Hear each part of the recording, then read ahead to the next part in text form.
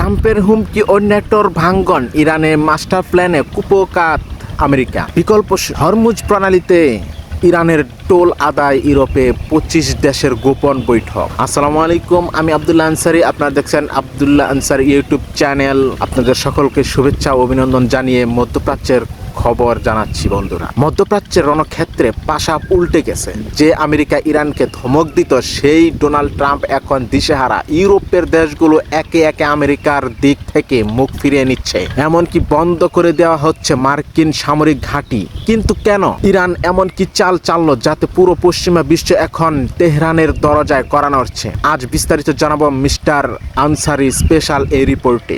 নেটোর ফাটল ও ট্রাম্পের হুমকি, শুরুতেই বড় খবর। আমেরিকা কি নেটো থেকে বেরিয়ে যাচ্ছে? ডোনাল্ড ট্রাম্পের সাম্প্রতিক হুমকিতে এমনটাই আভাস পাওয়া যাচ্ছে। কারণটা পরিষ্কার, ইরানের বিরুদ্ধে যুদ্ধে নামতে গিয়ে ট্রাম্প এখন একা।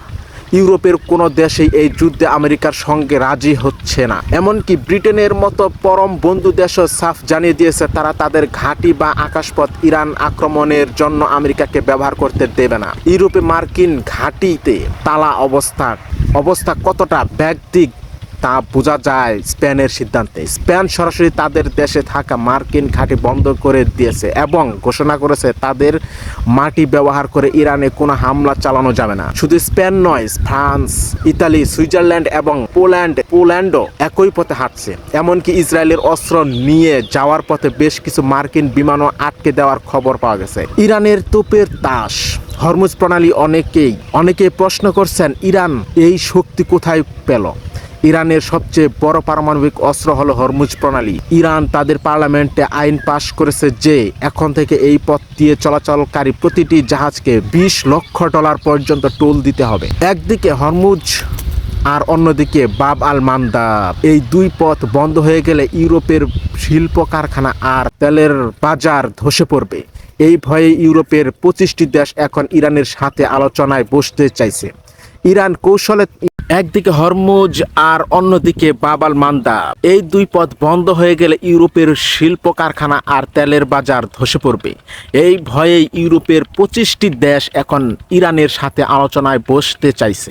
ইরান কৌশলে ওমানকে সাথে নিয়ে এই টোল আদায়ের মাস্টার প্ল্যান সাজিয়েছে, যা তাদের অর্থনীতিকে কয়েক বছরের মধ্যে সৌদি আরবের উপরে নিয়ে যেতে পারে। ট্রাম্পের ফেস সেভিং বা মুখ রক্ষার লড়াই। ভিতরের খবর হলো ট্রাম্প এখন ব্যাকডোরে ইরানের নতুন প্রশাসনের সাথে আলোচনার চেষ্টা করছেন।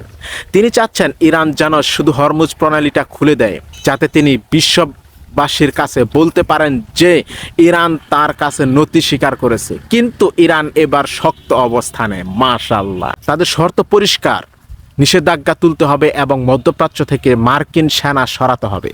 ইসরায়েলের ভিতরে ত্রাহি অবস্থা। এদিকে ইসরায়েলের অবস্থা শোচনীয়।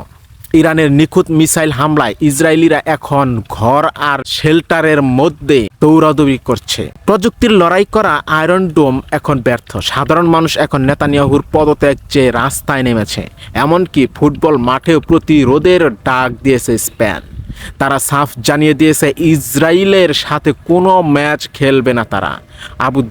আবু উবাইদা ও হিজবুল্লাহর রণকৌশল। ফিলিস্তিনি প্রতিরোধের কণ্ঠস্বর আবু উবাইদা হিজবুল্লাহর প্রতি আহ্বান জানিয়েছেন যেন তারা আরো বেশি করে IDF সদস্যদের বন্দী করে। এর মূল উদ্দেশ্য হলো ইসরায়েলি কারাগারে বন্দী ফিলিস্তিনি ভাইদের মুক্ত করা, কারণ ইসরায়েলের সম্প্রতি বন্দীদের মৃত্যুদণ্ড দেওয়ার মতো কালো আইন পাশ করেছে। প্রিয় দর্শক, যুদ্ধ এখন শুধু অস্ত্রের নয়, যুদ্ধ এখন অর্থনীতির।